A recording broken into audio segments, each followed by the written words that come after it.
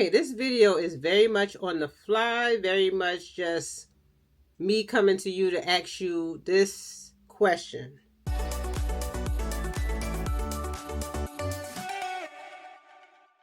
If you're on a GLP-1 medication for weight loss and it is currently covered by your health plan, your health insurance, have you looked into the 2026 coverage?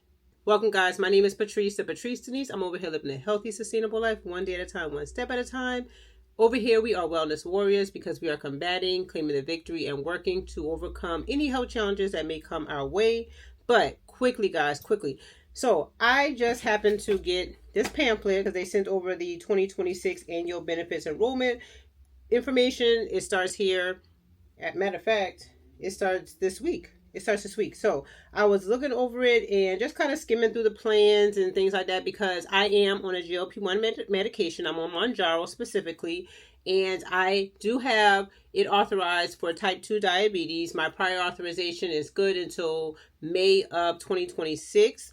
So I'm okay with prior authorizations and things like that. But of course, we always want to make sure that the medication will be covered by your insurance. I did have a time in the past, not this year, but it was last year, or was it? No. It was 2023. Yes, because this is 2025, 2024, 2023, where I had a little issue with my coverage, or the cost, not the coverage, the cost, because they covered it. They said we'll cover it, but it wasn't paying for it. Paid a little bit, and I had to pay for it, the rest.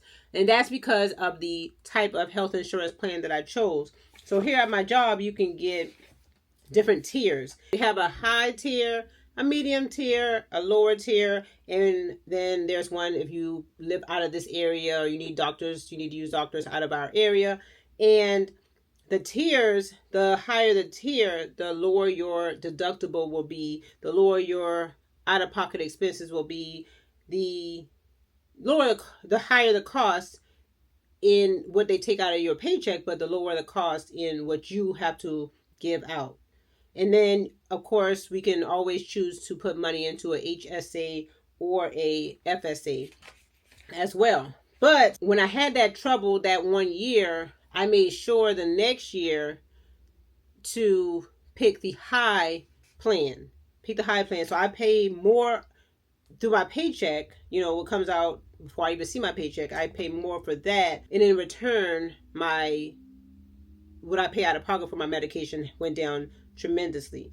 So I was thankful for that. And then now that I got the pamphlet, I was like, let me see if they say anything about medication coverage, because you always want to make sure of that. So I was reading through.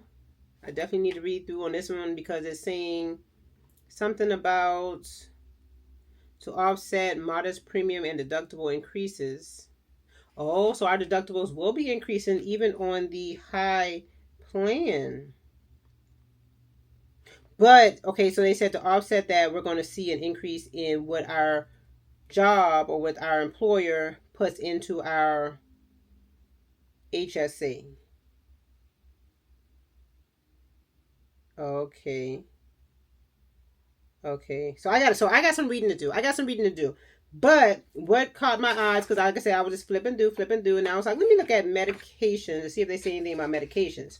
So, medical and pharmacy plans. This is the page I was on. I saw the words GLP-1. They actually have a whole paragraph for GLP-1. Then, when I saw the word GLP-1, and I skimmed through it real fast, and I was like, no! Because, I'm on a GLP-1, and then I was like, am I going to lose my coverage? We all know in the back of our head that what we're putting in place, these healthy habits, we got to make sure we put these healthy habits in place so that if this time does come where our coverage is no longer there, we got to have a plan already in place. Kind of like in maintenance. When I talk about me being in maintenance, you already got to have a plan in place. Okay, I'm gonna get back to this. I promise. But what it relates to is, for me, is I am a nurse. I'm a nurse, and what we like to say, or what we see in the hospitals, in the clinics, everywhere, you got to have a discharge plan. And so you really start working on your discharge plan for the patient when they as soon as they're admitted. You don't wait until 3 days into the admission or 5 days into the admission. You start the discharge planning as soon as they're admitted. So that's kind of like with us. And it's sad to say that we're thinking about a discharge plan for a medication that is used for chronic illnesses, i.e. diabetes, sleep apnea. Now it's being used for in heart issues as well. But because these insurance plans, insurance companies, because it's costing them so much, of course, they're going to find a way to not lose money. So what it says, note about coverage for GLP-1 medications for weight loss. It's talking about for weight loss. So when I saw for weight loss, even though I'm not on it for weight loss, my authorization, my heart still melted because I know so many people who are on a GLP-1 for weight loss. And so this is going to affect so many people. But it says that we know that some employers exclude them completely, but they're saying, but us over here, we're going to continue to cover it, but it's going to be only when they are managed by our specific providers. So specific providers to our organization. And even more specific, they have to be managed by bariatric specialists. And even then, it's still subject to prior authorization requirements. So a lot of twists and turns I see coming. It says that these drugs are and you can only get them if you are going to get them through the pharmacy that we use, the mail order pharmacy that we use. And then it goes on to say that yes, it says that they're going to only be able to use that pharmacy, and they are subject to a higher teammate cost share. So they're going to be higher. The cost is going to be higher regardless. They're subject to it. They said you're subject to it, so you know what that means. It says that, however, and they have this in bold, for 2026, the coverage for these GLP-1s will be limited to the current people who are on it in 2025. So if you're on it in 2025, you are going to be covered again at that higher, you're subject to the higher cost.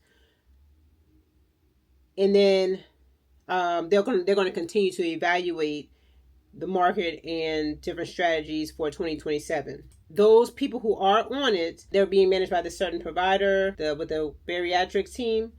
They're going to continue to manage them, but they are going to make them go through a 6-month program where it helps them with achieving and maintaining a healthy weight for improved health care and well-being. So it says that employees who are prescribed the GLP-1 medications through other programs, including direct-to-consumer prescribers, will not be eligible for benefits for GLP-1 medications.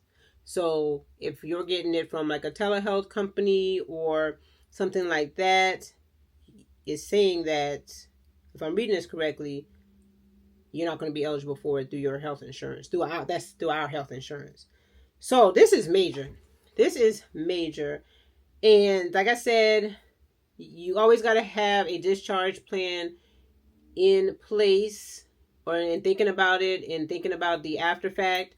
What would I do in this situation? The unknown is scary regardless, right? But what would I do if this had said, and hopefully I don't know. I'm at a good range right now for my weights. My A1C is at a good range. I don't know what it is to come to for me for authorizations. I don't want to speak nothing into existence, but what I know is I have to continue to put my healthy habits in place and continue to work hard at this lifestyle, work hard at being healthy. I know because I've been there.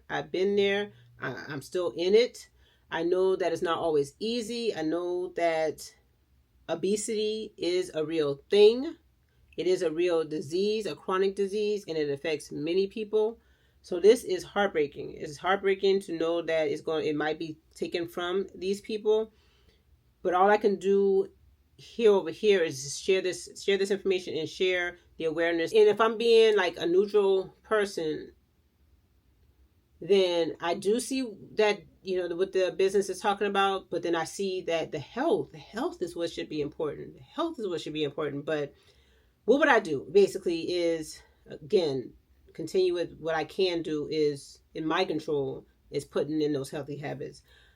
I'm not sure what's going to come. I'm not sure what's going to come out of this. I'm not sure. So let me know if you got any information, or if you are, on a medication and it's being covered by your employer, and it's almost time. It is time for your annual benefits update or open enrollment plan. And have you got any news like this?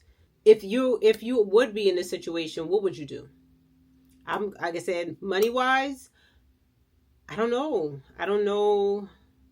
I probably would. See, I would have to do a pros and cons. To see if I would, make it work within our family budget, or if I would just see what I can do to manage it in another way that's more cost effective.